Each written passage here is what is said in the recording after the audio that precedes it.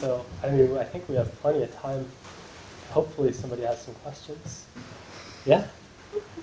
I think it seems like the adventure has, oh sorry, I can introduce myself. My name is Josephine. It seems like now you've been gone for like 6 years, and the adventure that it was supposed to be, I believe it's still an adventure, but it sounds like it has more become a way of life or sort of a lifestyle. Do you imagine now that there is a stopping point, or is it just your? Yeah, I don't know, it's a great question, because like I always kind of told myself, okay, I'll sail until I either run out of money or it stops being fun. And I've already run out of money a couple of times, but it's still a whole lot of fun. So I'd really like to get Delos around.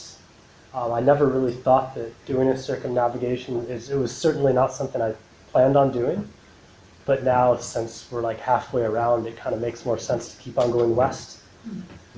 So I think we'll maybe go for that. And I mean, the thought of like, you do begin to miss some things. Like I love working on engines, and I like to weld, and I like building motors, and I can't really do that on the boat. So, I mean, ideally, it'd be really sweet to have some sort of a home base, go there for maybe the off season, but then come back to Delos for the other part of the year, which would just be kind of the best of both worlds. And then you get that time off away from sailing to where you're feeling refreshed and rejuvenated and loving it as much more. So I don't know, I really think I'll sail for a long time, just maybe not for years at a time, Yeah. And I think for me, it was something that got kind of introduced to my life like 4 years ago, and it just absorbed like my whole everything I do. Not really, but yes. And it's like kind of how we live, and I can see that I miss some things. I miss having like girlfriends that I go out with and have a fika. Important as well. But you guys have that here though? Fika? yeah, I can see that at some point, when you start to think about maybe family in the coming years, and that you kind of want to be stationary somewhere, because that's something that I don't feel at all now. Like I don't have a home really, except Delos. So yeah, I think we'll keep on going for a while and then see what happens.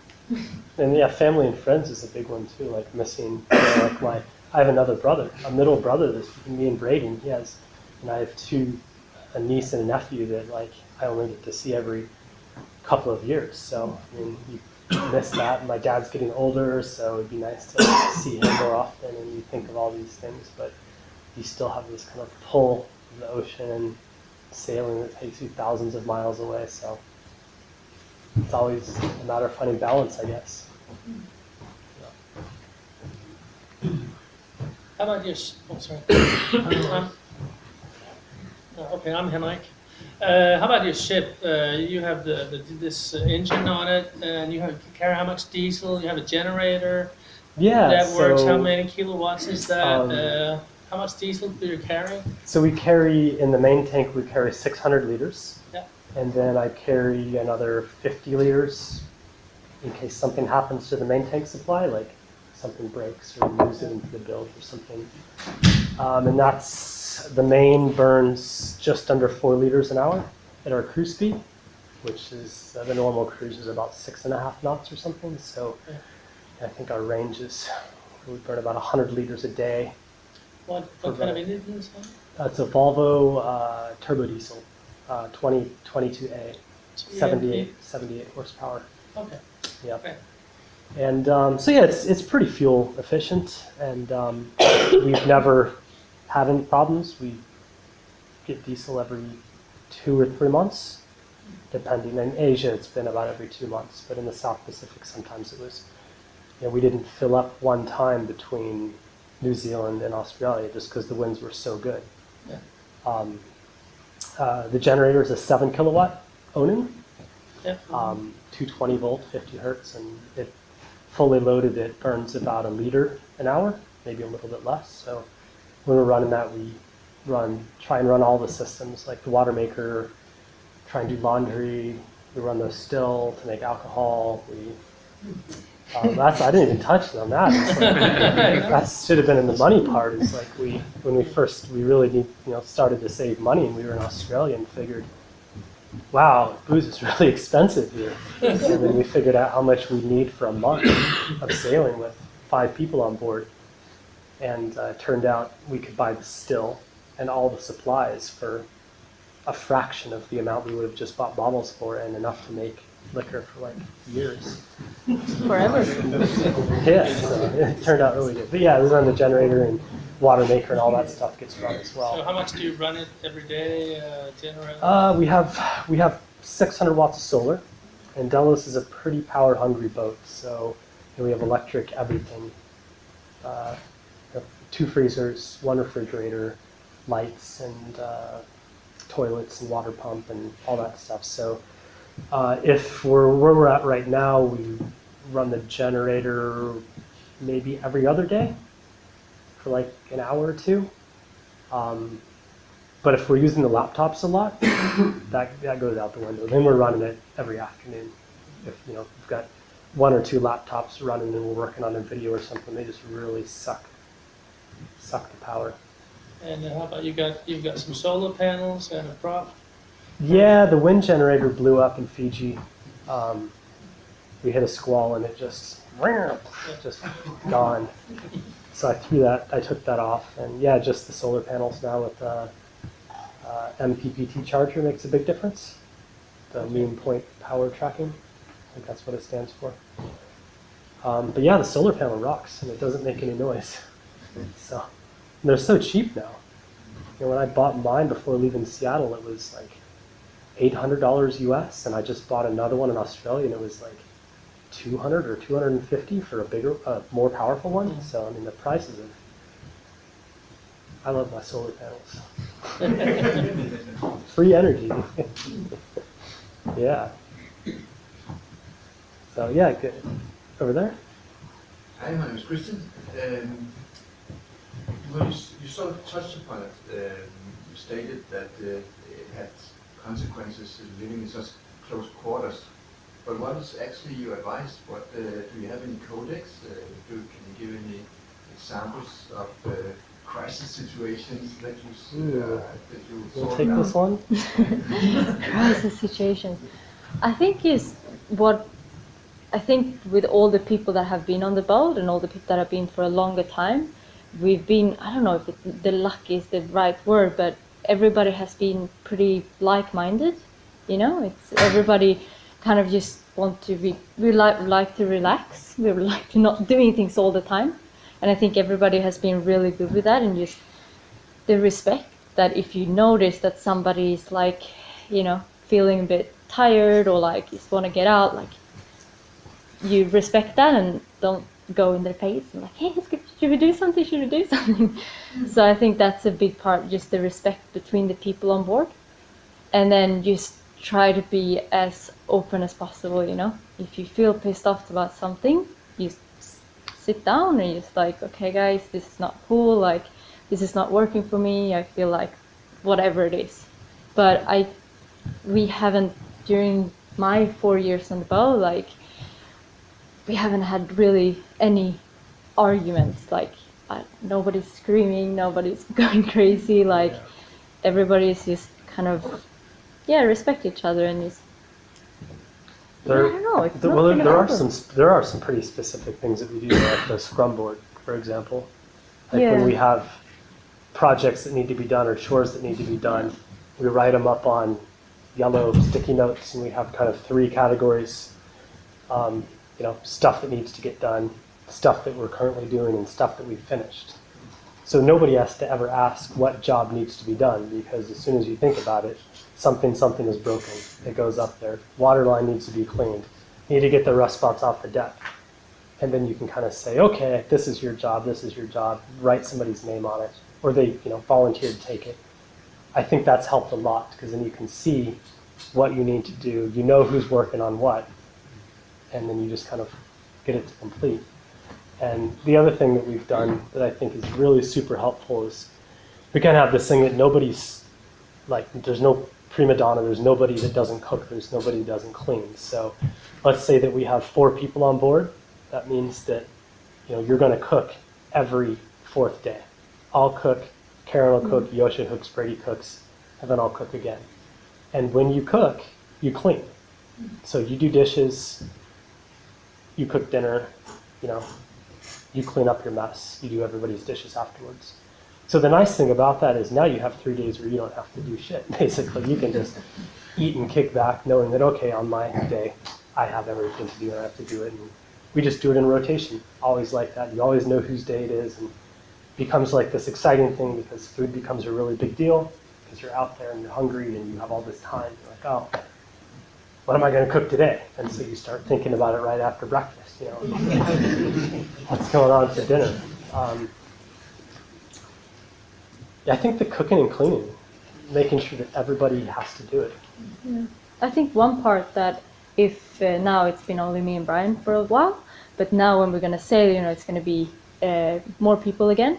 So one thing that I would like to change is that everybody takes part of downloading grid files, looking at anchorages, even though you are not the most efficient about it, or you don't really know how it is. Like, really, you're kind of taking part and checking, so it's not like only Brian, because he's the captain, he decides where we're going and he decides everything. To actually, even though you're crew, to be part of having that responsibility as well. I think if you want to go somewhere, you have to speak up and tell everybody, like, hey guys, I read about this cool spot over there, I think we should go there. Don't wait until we can't go there and be like, I really wanted to go there. Like, well, why didn't you say something, man? We're always looking for cool places to go. So yeah, it comes back to just communication, I guess. So can you relax with all this responsibility? Yeah, I have an awesome crew. I sleep really well. And with 4 people on board, then that means I get 9 hours of sleep. 3 hours on, 9 hours off. Can't beat that. And everybody, when somebody's new on the boat, they don't do watch on their own. You sleep outside, and if anything feels weird, they wake you up for, a couple weeks or however long it takes until they feel comfortable. Yeah, it's not bad at all, I don't think. Yeah. Anything else? You mentioned water. You've got a water maker. How big tanks do you have? How much water do you use per person per day, or what's your routine there? Yeah, we have 1,000 liters of water, but our water maker is pretty big. It makes about 200 liters an hour. So yeah, it's a massive one. So I really don't let the tank go below 500, but I don't keep it full all the time because then I'm just carrying an extra half metric ton of water around. It really doesn't, and 500 liters will last a while. We don't, it's nice because we don't worry about using it. So we don't feel bad about washing the deck off with fresh water or taking freshwater showers after we go swimming and stuff like that. We've met some boats that actually have to ration their swimming because they don't want to get salty and then they can't afford the water to rinse off, which I think is just a bummer to have to do that. Yeah, did that? How much we use? Oh, how much do we use? Well, let's see. Depends on if the water maker's working or not. We use a lot less when it's not working and a lot more when it is. I think standard usage, a full tank of water would probably last us for 4 people. I don't know how much we use it. I have no idea. Maybe We're using we figured it out 7 in people, 100 a day. 100 liters a day with 7 people, and that was not. But then the water maker broke, and we used a third of that. Yeah. So So that's yeah. I was thinking you talked about that sometimes you call crew members to sort of share the expenses and stuff. You don't earn money on bringing people on board, or no, not at all. No, we treat it kind of like an awesome road trip. So we know the way we used to do it was we would just when everybody was coming, we'd buy the fuel, we'd buy the food, we'd buy whatever supplies we needed, fuel for the dinghy, oil and stuff, and then, okay, there's 5 people on the boat, we divide it up by 5, and everybody pays their share. But then we began, I looked back at the calculations and I found what we were spending, and in Australia it was about $150 per person per week, and in the Philippines it was like $100 per person per week. So if somebody comes to visit us in Asia, we just say, okay, your share is going to be $125 a week, and that'll cover all your expenses. So it's cheaper than backpacking, I think. Where can you stay, get 3 meals, and all the diving that you want for $125 a week? I don't think it's so bad. And you haven't considered that as a way of making money? No, we did talk about it, but and there's a lot of people out there doing it. Yeah, right. We talked to a couple boats in the Philippines, and one of them is making like 900 euros a day, but then that's chartering, so that's a whole different. Now you're like, I just want to sail and have fun. I don't necessarily want to try and cook somebody, a 5-star breakfast or anything. So, yeah, I don't know. We'll see. I'd rather not have to charter. I just want to sail for fun and have people join in the experience, and it seems to be working out all right so far.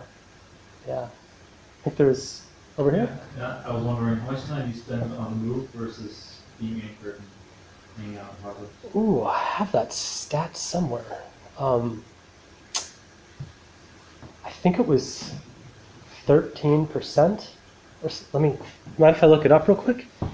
Maybe you can answer another question or something. But it depends a lot, I think, on where we are as well. I mean, we were supposed to go through the Philippines really fast. We were supposed to be there for 1 month, and we stayed for 8. So we were kind of going extremely slow, in some places in Anchorage we stayed for a month. And I think the season that is coming up is going to be way faster. I mean, we're going to move in a totally different way because of the weather and the winds and where we actually have to be at certain points. Okay, so I wrote this one in New Zealand and had some fun with it. So the title is 438 days of cruising. So we cruised for 438 days, 10,624 miles. Time at anchor was 313 days. Time at sea was 68 days, 21 hours. Days in the marina, 56 days. So I think that's our average speed, countries visited. What's some other ones? We can say hello in 7 languages at this point.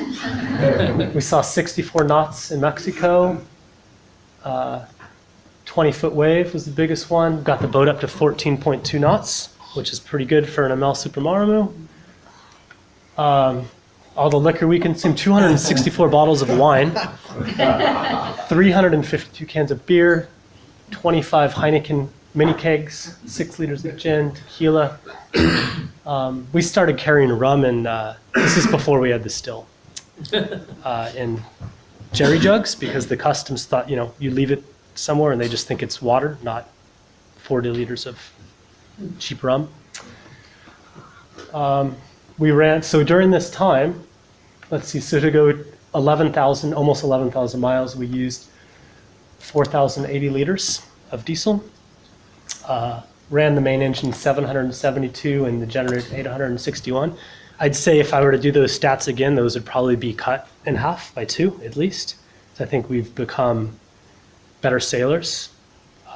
We used to tend to motor too quick, I think. We weren't as patient as we are now, so boat speed would get below 5 knots. We'd start motor sailing. Now we don't care. It could go 2 knots. As long as it's comfortable and we're not going backwards, then, which has happened on occasion. Let's see, the water. There's a water stat in here too, I thought. Oh yeah. So we ran the water maker enough for 200 hours, which made 32,000 liters of fresh water during that time. So I guess you could divide up the days and figure it out that way. See if we're close on our guess. Got 1 haircut. 0 hours spent in an office, and 431 consecutive days without wearing long pants. So.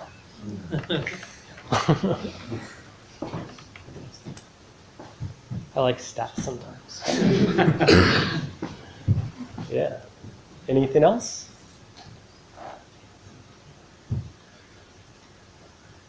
Hi, my name is Ole. Could you tell us something about the diving? What kind of rules you have, and everybody going in at the same time and all that stuff? Yeah. We have, if it's a really safe spot, meaning no current, then we will dive by ourselves. If it's someplace where nobody can just drift away. I mean, by ourselves, I mean all in one team, so that everybody will go. If there's any chance of, any sort of current situation or a really steep wall drop off or anything that could happen, then we dive in teams, which means one person in the dinghy or two people in the dinghy, and then the rest of the people diving, and then you follow bubbles and come up. But yeah, we have a dive compressor on board. It's a Poseidon, which is kind of like the precursor to the Bauer Junior, and love it. It's electric, runs great, quiet, fills a standard tank in like 20 minutes, depending on the temperature and how low you've taken it. So it's pretty conservative. We have 5 full kits of gear on board. We used to have 6, but we gave one to another cruiser who really needed it more than we did. So yeah, 5 kits, a lot of spare parts. We're actually gonna write. I'm writing a blog right now about the dive equipment that we've had, because we've had so much over the years, and just what we found works. Just simple, standard gear. And if you're in question, go into a dive shop and see what they're using for their gear. It's not going to be like fancy $2,000 regulators and massive watches. It's going to be like basic stuff like Aqualung that's bulletproof, easy to repair, cheap rebuild kits, and works fine. Yeah. But I think it was one incident that we had when we were in Indonesia that kind of changed a little bit of the mindset that we had when we were diving. Because when we first came there, it's like a beautiful dive site. It was why we were there. It was to dive like every day, a few times a day. And we were at this island diving. We anchored the dinghy, and all of us were in the water, swam around, didn't realize that it got created a massive current. So when we swam around this island, the dinghy was on the other side, we were here, and we just realized that it was like a 4-knot current pushing us. We always swim up current first, right? Yeah. So that when the dive is done, then you can drift back or you're tired. But we went a little too far around this corner, so we were swimming up current, and all of a sudden, at the tip of this island, the current went the other way. And so it took us around the island, and we got back to the other side, and it was just, we were holding on to the reef, and I was pretty new to diving. At that point I've done like 20 dives, and it's always been like pretty chill, no currents, nothing extreme. So I was just holding on to the reef, and it was this real thing, and we were doing, our 3-meter safety stop, and then I was like, okay, now we have to get to the dinghy, so we have to go around this corner, and just letting go of the reef in like a split second. I can't even remember. I was like in 2,000 meters of water, and I just looked over my eyes like, I was like, what do I do? So we just got drifted, and Brian was like, just swim as fast as you can. And like, no chance. I was swept away. And Brian and Brady managed to get back to the dinghy, and the 3 girls, we just got swept out. So we just got up to the surface, and it's like, put up their safety sausages. Yeah. So that was a real eye-opening. I was like, if the guys wouldn't have made it back to the dinghy, then all of us would have been going out to sea, basically, and that would not have been ideal. Until the tide changed, they would have drug us back the other way, right past the So after that, I think all of us were kind of a little bit shaken, and okay, somebody's always in the dinghy. If something happens, always. so they can come and get the people. Do you have any rituals? You want to tell about Princess of the Week? Yes, we created this thing that was called the Prince or the Princess of the Week. So it was basically an idea that we will have all the names in a kind of a bucket, and we'll draw one, and whoever was on that little note would be the Prince or the Princess of the Week, and don't need to do anything. And all the other people had to do everything for that person. So if you're like, I want breakfast in bed, then they have to make it for you. I want a massage, then somebody has to massage you. And you get called whatever you want. You could be called my lord or sir, or whatever you want. Princess Buttercup. All kinds. Yeah. So we did that for quite a while, like a half a year. Until it was just me and you, and then it didn't really make sense anymore. It's either always going to be one of us. So. But with 5 people on board, it was a lot of fun. Yeah. Other than that, I don't know. Yeah. I think that's the most extreme one. Yeah. Anything else? Oh, I saw somebody back here, maybe. Somebody hiding. Yeah.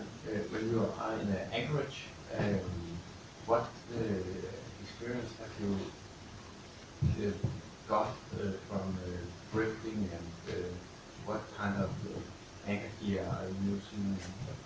Have you got any preferences? Yeah. Yeah. Great question. Anchoring is really important. We have 3 anchors on the boat, and we have 2 at the bow.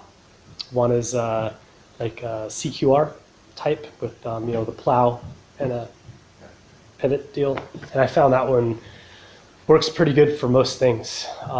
It'll hold you in everything except for soft mud. I mean, it holds real good in sand, holds good in coral, rocks. We also have a Bruce up at the bow, so just a big claw that we can use as a backup anchor with its own chain and rode all ready to go.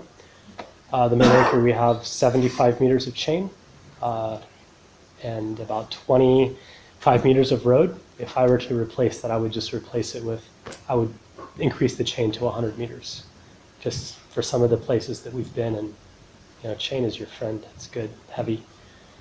On the stern, we have a Fortress FX50, which is light enough that you can still pick it up, put it in the dinghy, carry it out, and drop it as a stern hook or beach hook sometimes. And we have a lot of line.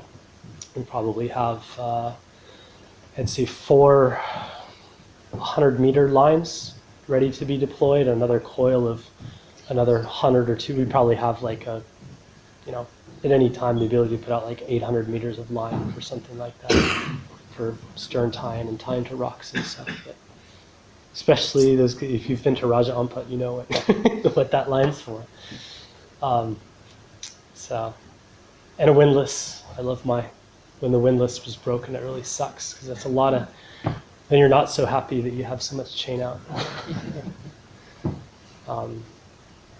That answer pretty good? Yeah, but are you using some kind of techniques from not drifting? I think you have a mizzen mast. Are you using the sail in strong winds? Oh, the mizzen? Yeah. Yeah. The mizzen is. I really like sailing a catch. The mizzen I found can really be a balancing sail, so we can get it so finely tuned that the autopilot doesn't even do anything. Like we've been headed upwind and have actually just got everything real dialed in and have not had the autopilot on, and it's just you can steer the boat with that sail. But in heavy weather, we start reducing the main first, bring the main down, bring the jib down, and we can leave out a bit of mizzen longer on Delos. Doesn't really add that much speed because it's a fairly flat sail. There's not a lot of depth to it, but in high winds, it's fine. It can be also when we're anchoring we also always back down on the anchor. Oh, is that what you meant, like to keep the boat in line when we're anchored? Yeah. Oh, yeah. Actually, we meant that if you're using it like an anchor sail, you can get some specialized anchor sails you hang up. Yeah, we actually haven't done that a lot. We do swing a little bit at anchor. Maybe I should experiment with that more. I've seen other people do it. But yeah, I mean, mainly when we anchor is we drop the hook, we put out sufficient scope, and then we slowly back down until we get up to about 1800 RPM, which is just right before the turbo engages. And I know at 1800 we can do like 6 knots.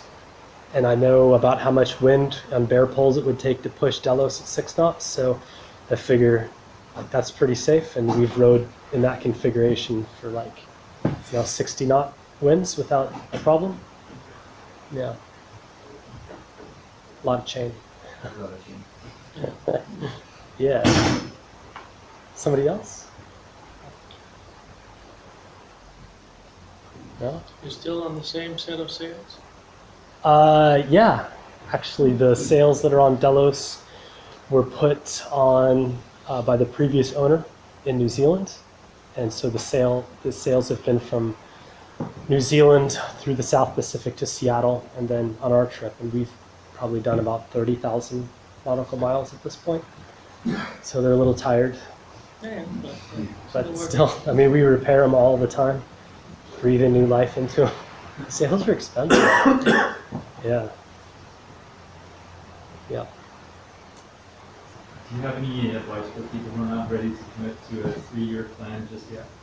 Just to how to get a taste of the cruising world? Yeah, I saw, I don't know what the version of that would be around here, but in Mexico and the Caribbean, well, I can speak to Mexico because we were there, we met quite a few people who would sail their boat from the Pacific Northwest or California down to Mexico.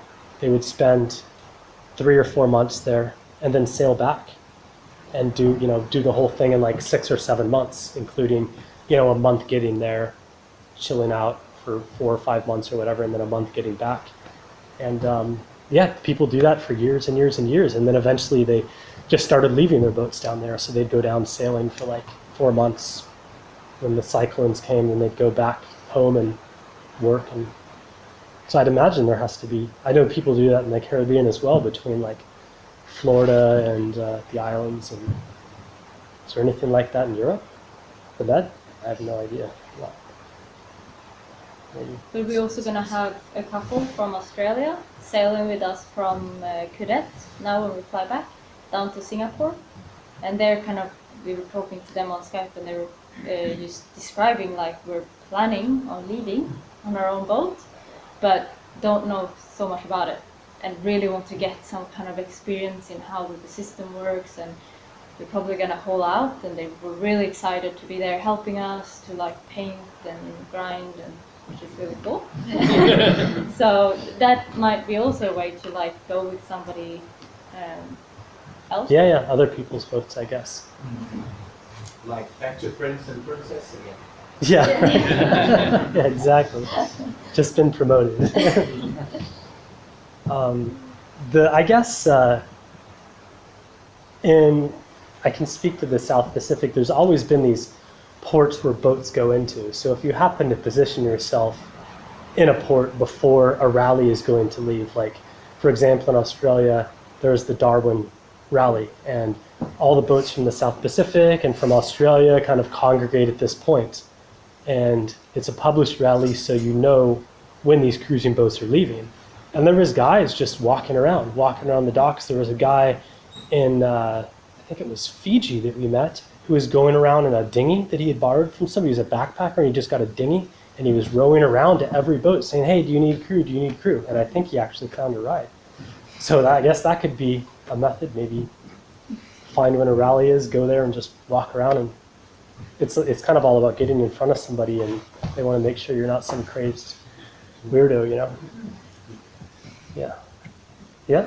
What's happening to Delos right now? Is it in water? Or is Yeah, it, she's... And who's taking care Some local guy that is kind of taking care of some other boats and just going on boarder every couple days to check the pumps and the bilge and make sure the batteries are topped up and pretty basic stuff. There's no marina where we're at, or there is a marina, but it's not something I would tie my boat to because chunks of it regularly float off and into nowhere, so it's not of high quality. But yeah, we have a mooring and we have a separate anchor, and it's a 360-degree kind of protected area built up and stern tied to a concrete wall and stuff. So I'm more worried about thieves than anything. So we set up a tripwire with an alarm that turns on lights and stuff in the cockpit. And there's other people living on boats around, so they have our mobile phone numbers. And at the end of the day, you can't be owned by your boat, or else you'll never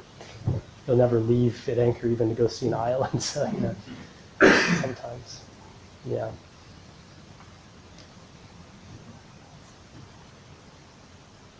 Anything else? No? Well, we have some cards up here, so if you guys haven't seen our videos or want to check some of them out, please take a card, check out the YouTube channel, and the best thing you can do is just, I think, live your dreams and go sailing on your own and, you know, do that. So thanks for your time. It's been really cool to come and share with you guys, so really appreciate it. Meant a lot. Thank you.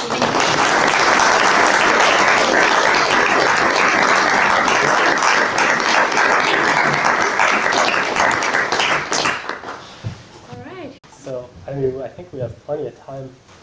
Hopefully somebody has some questions. Yeah? I think it seems like the adventure has, oh sorry, I can introduce myself. My name is Josephine. It seems like now you've been gone for like 6 years, and the adventure that it was supposed to be, I believe it's still an adventure, but it sounds like it has more become a way of life, or sort of a lifestyle.